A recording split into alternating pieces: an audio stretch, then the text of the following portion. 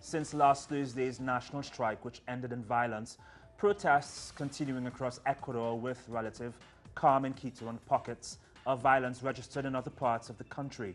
Our correspondent Liz Scherfers brings us the latest from Quito. With only a few hundred people maintaining a presence in Quito's El Arbolito Park, tranquility has returned to the city, which has been the center of violent protests of the past week. The political coalition United Front has classified the national strike and indigenous uprising a failure, as it failed in its aims to create a national stoppage and had a lower turnout than expected. The Ecuadorian people turned their backs on the strike. There was no strike. This is very important to point out. For there to be a strike, that means you need to shut down factories, halt economic activities. But there was not a single strike in any factory in the country. Workers, business owners, people in the transportation sector, economic sectors did not go on strike.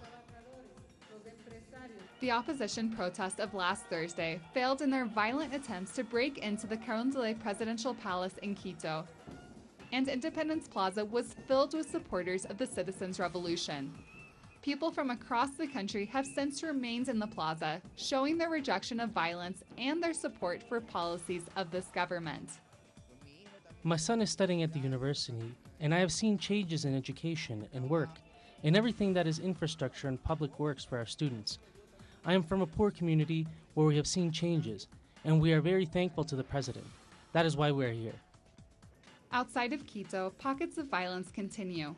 Some 600 police officers were attacked in the southern province of Loja when trying to clear a roadblock, and 30 people of the Konai indigenous movement were subsequently detained. A kidnapped police officer escaped in the early hours of Tuesday morning. They want to show their political strength through violence, not through popular support, not through organization, not through legitimate forms of social protest. The opposition continues rejecting the call to participate in the national dialogue for equality and social justice.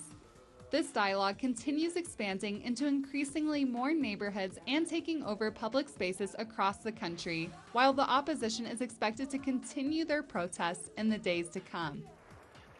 Liz Scherfers, Ecuador.